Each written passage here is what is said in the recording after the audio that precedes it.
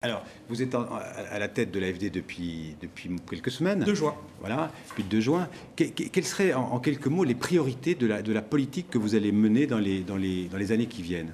C'est quoi les priorités de l'aide publique au développement sous Dovzera?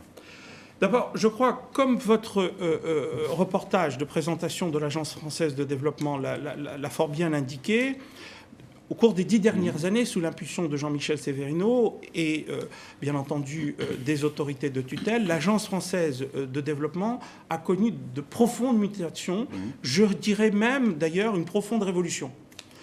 Nous sommes passés de ce qu'on appelait les pays du champ de la coopération à l'ensemble du monde, à telle enseigne que certains n'hésitent pas à dire il n'y a pas de limite géographique à l'intervention de l'Agence française de développement. C'est pas votre avis d'ailleurs, ça on va y revenir. On y reviendra, oui, si vous permettez. On a fait un certain nombre d'interventions dans beaucoup d'autres domaines, de secteurs d'intervention sur lesquels nous n'intervenions pas, ce qui fait qu'aussi certains n'hésitent pas à dire l'Agence française de développement n'a plus de limite en termes de secteur d'intervention.